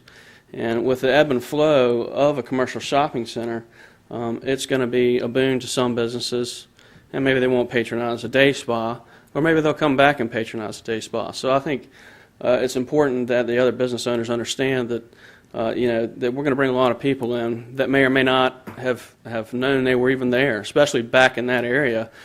Businesses have had a very hard time surviving. That's probably one of the reasons I was able to acquire this property, is because the ice cream shop that was there was not making it. Where Pasquale's Pizza is, there's been how many businesses over the years that have gone in and out of there. So for me, I think I would bring some extra income into the existing businesses that are there.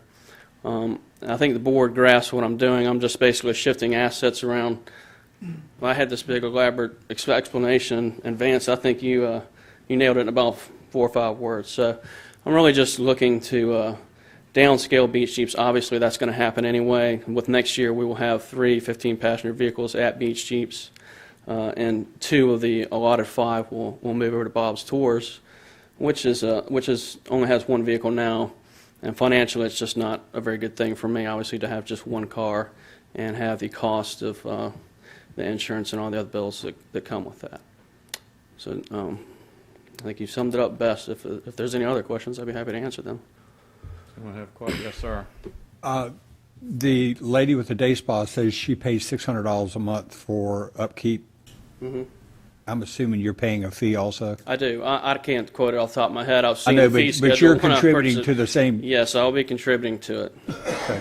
And I think my space is about 2,000 square feet, maybe 23. I can't remember off the top of my head. So about a third of the size of the day spa. Obviously, we don't need that much, but like I said, we're just going to have ebb and flow. And from my experience in being in Corolla in the shopping center, Saturday and Sunday are the two worst days there. Obviously, the changeovers happen. People going to the grocery store. Those are our slowest days.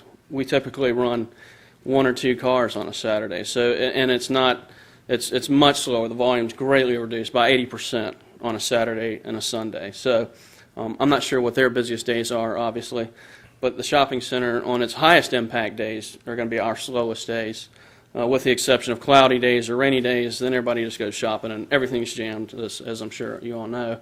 And again, on a rainy day, when it's a high impact of people there, nobody wants to do an open air safari. It's just not in the cards for people to go out and get rained on. So, again, I think that's an important consideration. Yes, One sir. question. Given the logistics of the parking lot here and the concerns that we hear before us, is there any kind of accommodation, and this would be a question maybe for Ben as well, but looking at the parking lot, is there any kind of a reasonable accommodation that can be implemented that would address the concern of parking spaces? I don't know. I'm not a traffic engineer, obviously, and I think it's going to be self-adjusting, as I explained. Our high volume is at times when other people it kind of offsets each other. Like I said, the shopping days we're slow. Rainy days we're slow. The shopping center is going to be busy. In the evenings we taper off. That's when the restaurants are getting geared up, and they have their highest volume obviously at night when they're seating patrons. So I think it's not going to be as big a parking issue as people think it is.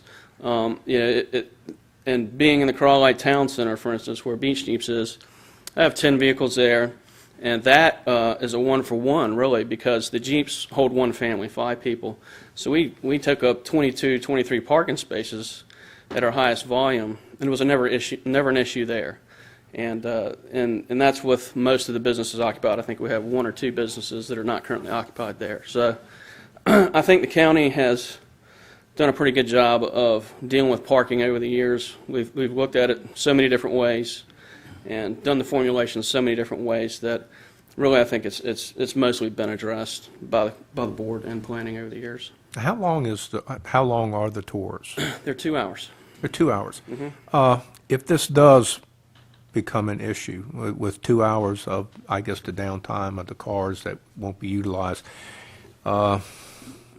would there, possibly be a way to get a designated spot maybe in one of the areas in the parking lot where it's not as heavily trafficked maybe? I think, actually, well, when we talk to people, we have to explain to them where we're at.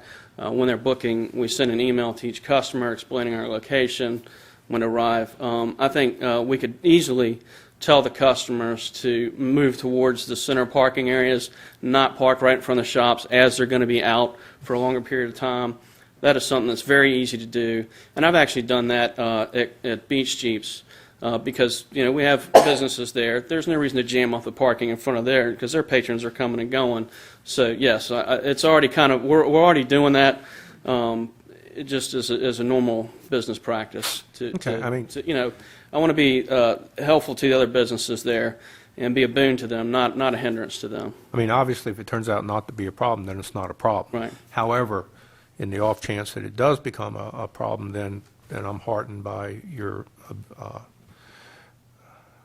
ability to go ahead and try to accommodate it by having the vehicles parked maybe in a less used place since they're going to be down for 2 hours Mm-hmm. at a time. Yeah, that's a reasonable request. Okay. Yes, sir. That was what I was going to say. I was just going to ask him very simply, did he have any problems with having his customers, if that situation arose, parking up front instead in the back? Yes, and we sent them back out. Please move your car. We've seen people come and go, and hey guys, can you just do us a favor and move?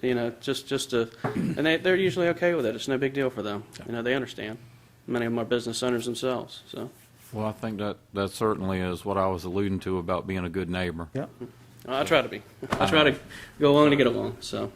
Hopefully that would alleviate some of the concerns that as they get their confirmation, ask them to please park out in front of the shopping center. Yeah. No, that's not a problem. Okay. Anyone else have any other questions? Hearing none, I'm going to close the public hearing and ask the Thank board you. for a motion. Mr. Chairman, I move to approve PB 1304 with finding of facts, staff and planning board recommendations included in the case analysis. I second that motion. I have a motion and a second. Any further discussion? Hearing none, all those in favor signify by saying aye. Aye. Opposed? Item D, public hearing and action, PB 13-03, Indian Gap Mainland Tours, request for a use permit for an outdoor tour operator, boat tours. The property is located at 169 Walnut Island Boulevard, tax map 107, parcel 64, Poplar Branch Township. Anyone that wishes to speak in favor of or in opposition to this request, please come forward now and be sworn. Ask you to put your left hand on the Bible and raise your right hand. You swear to tell the truth, the whole truth, and nothing but the truth, so help you God. I do. Thank you. Mr. Woody.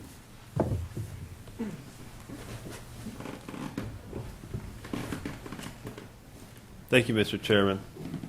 I'll try to explain this one a little bit better, but it's kind of complicated too. So We got Vance, don't worry. we'll see if we can get through it. This is a request for a use permit for an outdoor tour operator, and it's unusual in the sense of it's actually for the mainland and not for the Outer Banks. And I think I'll let them elaborate more, but the business plan is to actually bring people from the Outer Banks to transport them back to the mainland to see sites or do activities. So it's a little different than what we're used to. The location for the launch of this tour, this is a boat tour actually, and the location for the launch is Walnut Island Restaurant and Lodge, which is, of course, in Walnut Island. That property is zoned limited business, so it is zoned commercial. I'll note, and you know this, that it's obviously inside of a subdivision, at the back of a subdivision, so the surrounding zoning is single family, but the property is zoned commercial. Land use plan designates the property as full service, and basically what you have with this request is a use permit to operate boat tours from the Walnut Island Restaurant and Lodge. They would bring tourists or vacationers over to the mainland Monday through Thursday and run tours, boat tours from 10 a.m. to 6 p.m., May 31st through October 31st. Now, note that at the planning board, they recommended to change those dates, the tour dates from May 1st to September 30th, and I think that was to avoid some conflict with hunting and different waterfowl hunting seasons and things. But the tour patrons are actually picked up on the beach at various business locations, and they'll have to coordinate that with where they pick them up on the beach. They'll bring them over in a vehicle, and I think they initially take folks to the Weeping Radish, and from there they can then be shuttled to this property if they elect to do a boat tour. Now, they may take them to other locations on the mainland, such as the Cotton Gin or Sanctuary Vineyards or Digger's Diner or whatever it may be, but the patrons or the customers that are shuttled to this property, to the Walnut Island Restaurant and Lodge for the boat tour, will be loaded onto a 24-foot pontoon boat that's capable of transporting 16 passengers. And then from here, they're taken out on the tour. And I actually have, hopefully you can see it, kind of a basic tour map. And the idea is to take it down either to Dews Island, to circle the island, or up north to through the Narrows up to a hunt club up there. And one thing I'll note is on these tours is that while they'll launch from Barry's or from the Walnut Island Restaurant and Lodge, that particular location doesn't necessarily have the parking to accommodate tours. So a condition of this is that they are shuttling people to that location. So nobody should be driving. There shouldn't be a lot of traffic going through Walnut Island or individuals driving through the neighborhood, or there may or may not be parking available. There should be a shuttle service that brings people to this location. The tours will launch from there.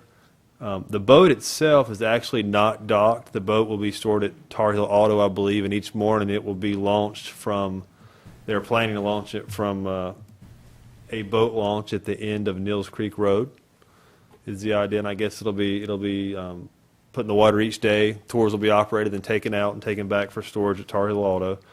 The shuttle stop is, of course, at the Barry's Walnut Island Restaurant and Lodge.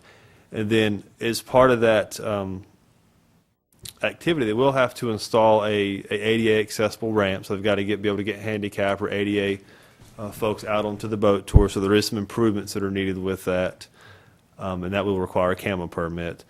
But also, as part of the use permit request, they were required to have a community meeting, which they did conduct a community meeting on February 11th at Barry's Walnut Island Restaurant. 10 people attended, and a lot of the things that came up at the meeting were concerns about the days of operation and, of course, boat traffic in Walnut Island, and I'll address that in a second. This is a use permit, so the board has to make sure the request meets the certain criteria that are outlined in the ordinance. I'm not going to go through each of those, but we have suggested findings in your staff report, and I can answer questions on those if you'd like. The TRC reviewed, or Technical Review Committee reviewed this request and did recommend approval. Conditions of the TRC approval include that patrons must be part of a bus tour operation. No on-site transactions occur on the property unless adequate parking can be provided. So the idea is that, again, people are shuttled to this location to take the boat tour. And the other condition that staff recommends is that the tour boats not utilize the canals in Walnut Island. So they would need to stay out of the Walnut Island canal system for the commercial tours. The planning board heard this request, and they also recommended approval, and the planning board added some additional conditions. They noted that the boat launch site shall be public, and that's getting the boat into the water, or if it's private, they'll need written permission from the owner of the boat launch. No entry on private property unless written permission from the owner. That means they wouldn't dock the tours on somebody's private property and unload people. Boat tours occur from May 1st through September 30th. And finally, that after 24 months or 2 years, that the use permit be reviewed just to see how it's working and see if it's caused any problems or not. You say 24 months? 24 months, yeah. And that concludes my presentation, and I'm happy to answer any questions you may have. Questions for Mr. Woody? Is this the first, Mr. Woody? It is a first. To my knowledge, we have not permitted an outdoor tour that operates on the mainland. Not kayaks, boats, or anything. So, Mr. Chairman? Yes, sir. I have a question.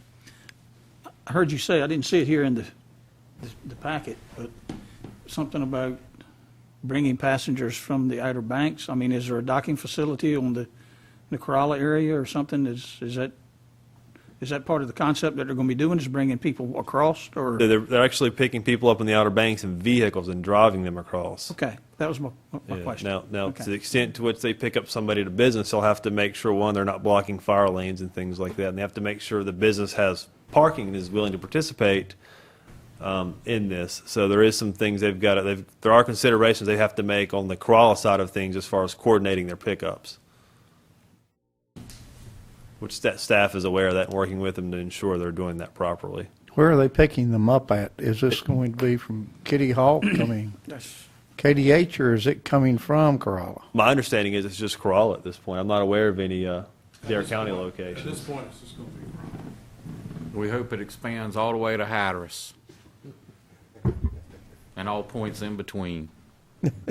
I guess my question, though, Mr. Woody, is you're talking about vehicular pickups. Vehicular That's what you're talking pickups, about. yes. Okay. Any other questions?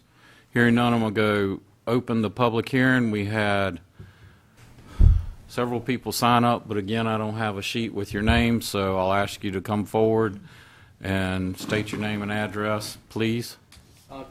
Bob White again, Swan Beach, North Carolina. I'll just be brief. I just think it's a great thing what Todd's trying to do, and I would hope the board would approve this. Anything we can do, obviously, to encourage tourism, especially on the main one that doesn't have a lot of tourism, I think is a great thing, and I applaud him for thinking outside the box and trying to do something that. It sounds like a good time to me. It's something I would do. And I don't do a whole lot of tours other than going out to see how another company's doing it, see if I can do it better than them or get ideas from them. So thank you very much for your time. Yes, sir.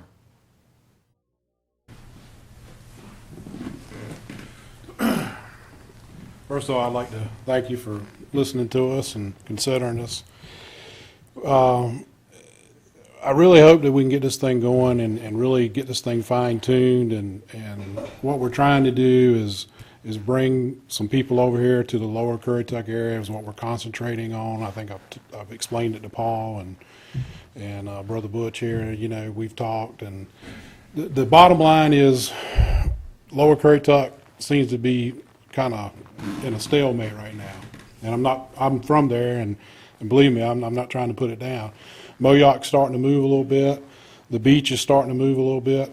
Lower Currituck, we just haven't really gotten going yet. So, I don't know, what this will do, but we're going to talk to some of the businesses. We'd like to stop by the golf course and drop people off. And, there's all kinds of people can participate in this thing once we get going. And it's just going to be a great opportunity to get some people working. I don't know how fast it's going to get rolling, but a man today told me, he said, "Hey, you're too big to fail." So I hope he's right. But anyway, the bigger you are, the harder you fall sometimes, right? But we're going to work real hard to get this thing going. And Bob, I've known Bob for a while, and I've seen how he operates his business, and he does a really good job.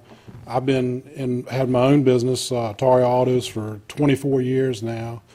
I had J&T Affordable Homes for about 10 years.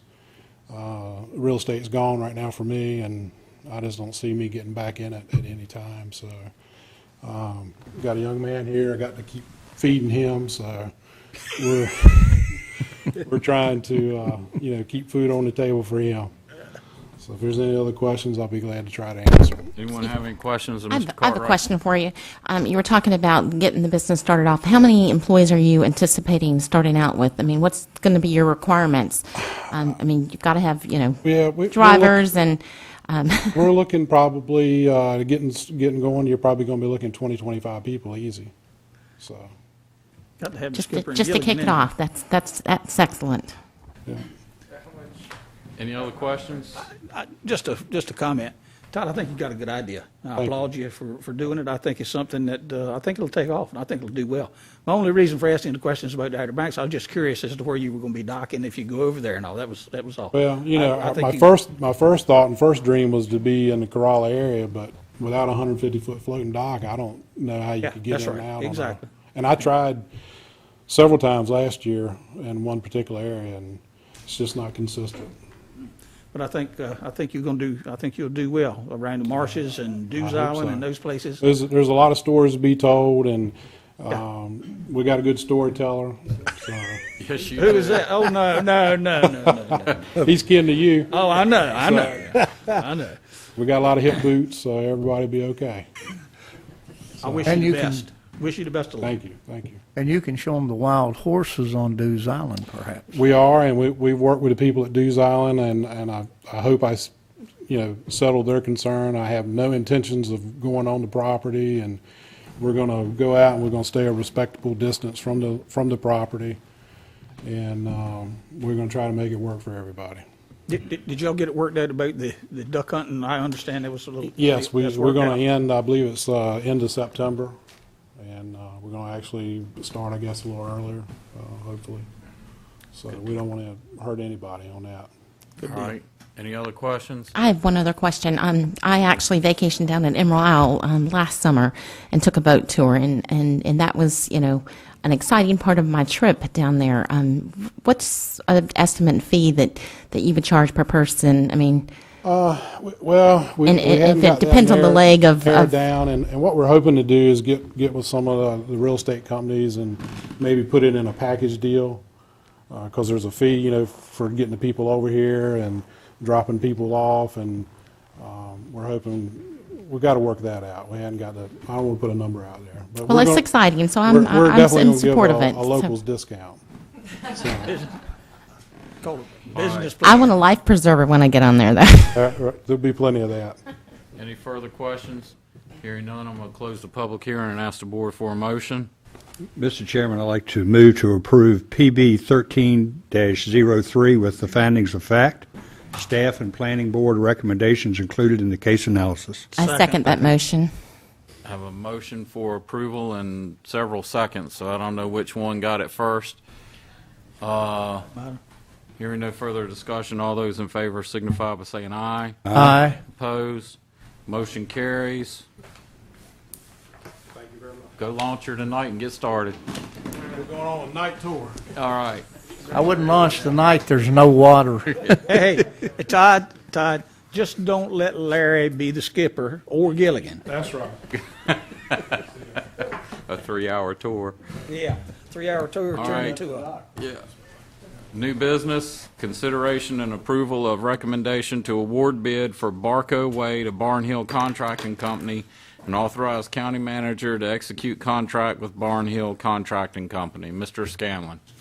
Mr. Chairman, this is the next project and the last road project we have around our Commerce Park out at Maple. This is to construct a new road, Barco Way. This road will be east of Central Elementary School, where the existing power line and the old historic access back into the dump area there was located at. This project was bid. Barnhill was the low bidder. We're asking tonight for the board's consideration of approving the bid for Barnhill at $626,562. We're also asking if you would please consider in that motion approving an overall project of $810,000. The additional money in addition to the Barnhill amount is to that location right now has overhead power lines that will be in conflict with the locating of the road.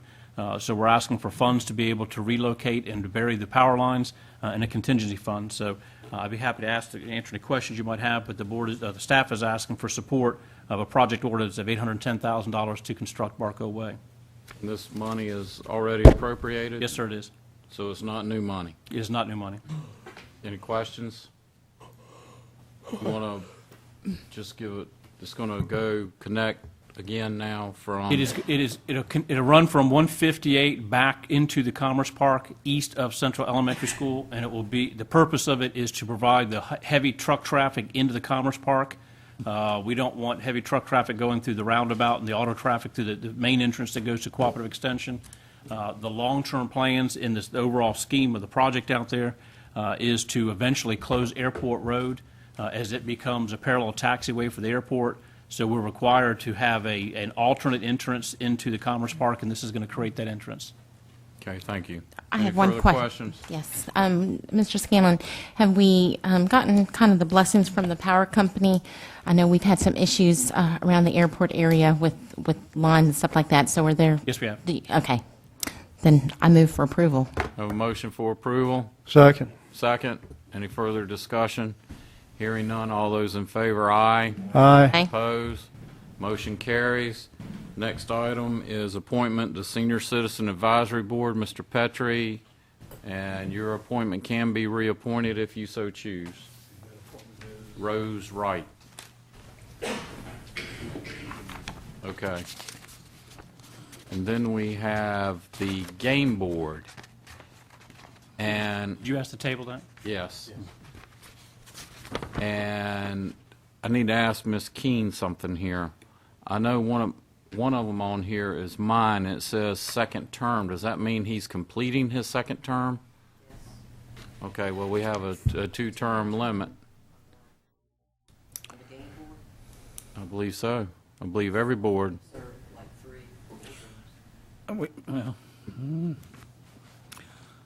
I would like to move this into our next meeting to get some clarification, because I too, like our chairman, I'm a little confused. I mean, my representative is on a third term, and if it's a 2-year term, he was appointed in 2011. So I would like some clarification on that before we make that decision, please. How about we just continue this to the next meeting, and we can get some Thank you. answers to that. Is that okay with everyone?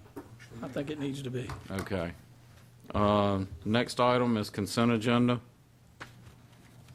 Move for approval. Second. I have a motion and a second for approval. Any further discussion? Hearing none, all those in favor, aye. Aye. Opposed, like sign. I would ask that the clerk get this resolution in opposition to the designating the red drum, spotted sea trout, and striped bass as coastal game fish to our legislators tomorrow, as they will be having a vote on that very soon. And for the general public, there is a bill before our representatives in Raleigh to declare red drum, sea trout, spotted speckled trout, and striped bass as coastal game fish, and they would no longer be allowed to be taken commercially, which means you would no longer eat a local caught rockfish, trout, or Unless you got it. red drum, unless you caught it yourself on a hook and line. So if you go to a restaurant and order it, it would be coming from somewhere else. So There's another piece to that as well. I mean, this is step one to close down net fishing as we know it. that's correct. So we are passed a resolution in opposition to that on behalf of our commercial fishermen. All right, Commissioner's report, Mr. Idlet, No, sir, nothing this afternoon or evening? Mr. Petrey. See you for budget tomorrow morning. Yes, sir. Ms. Gilbert. I just want to remind the folks that are participating in the We Build program with the YMCA that is slated for May 23rd. Invitations have been sent out, so I encourage you to attend or support the We Build program. And also this Saturday, Currituck Barbecue is doing a benefit. It's an all-you-can-eat barbecue, fish, and shrimp dinner, and the benefit goes to Currituck kids. I have tickets pre-sale for $17, and they're $20 a day of. And that's from 4 to 7 p.m. on Saturday, May 11th. I want one of those that says $7. Well, that's a child's plate. I'll eat a child's plate. We're going to limit you. That's all I have, sir. Mr. McCord. Just like to apologize for my tardiness. I didn't want to violate any speed laws making it back from Jacksonville, North Carolina to here. Eventful day, birthday, as Marion stated before. We're going to do birthday dinner at the house and cake, so my kids probably will be a little bit late going to sleep. But All of us invited? Are you inviting us? That's what yeah. No, I don't think so. I don't think we got enough. But like I said, thanks for the birthday wishes, and sorry for the tardiness. And kudos to the Currituck golf team for winning regionals. So they get to go to states next weekend. Thank you. Nothing. Griggs. Tonight. Nothing. Mr. Martin. Only to remind people that Senate Bill 58 is up for a vote either today or tomorrow, which will triple the amount that you will pay for your boat registration in North Carolina. And for boats over 21 feet, it will be $150 for 3 years. And we did already send a resolution And we in did opposition do to that. Absolutely, and hopefully that will fail. I have nothing. Mr. Scanlon? Nothing tonight, thank you. All right. We need to adjourn from... Motion to adjourn. Reconvene as the Tourism Development Authority. Second that motion. But you don't want to adjourn because you're going to go into closed session as a Right. Board of Commissioners, so you want to recess. Recess. Excuse me. Board of Excuse me. Commissioners. As the Board of Commissioners and reconvene as Tourism Development Authority. We have a motion and a second. All in favor, aye. Aye. Opposed? Motion carries. Mr. Scanlon? You have two budget amendments in your package for you to consider tonight. The first one is a daily operation budget amendment to move money around within the fund. It is to provide additional funding for temporary service summer help that we bring online, to replace a server and a camera that was broken, and to also increase there's a travel show that the staff would like to attend. All that is moving money around within the budget. You have a second budget amendment is to provide funding for signage. We're getting ready to roll out a comprehensive signage package on the Outer Banks to address leaving unattended items on the beach, to get the notice out to the public, to try to get enforcement through education, and also to provide the signage for the Corova Beach area, warning about some of the potholes and the depths of the potholes up there. Move So to you have two approve. different budget amendments. We have a motion for approval. Second. Second. Any further discussion? Hearing none, all those in favor, aye. Aye. Opposed, like sign. Need to adjourn from the Tourism Development Authority, reconvene as the Board of Commissioners. I move. So moved. Second. Second. All in favor, aye. Aye. Now we need a motion to go into closed session pursuant to the outlined motion. Second.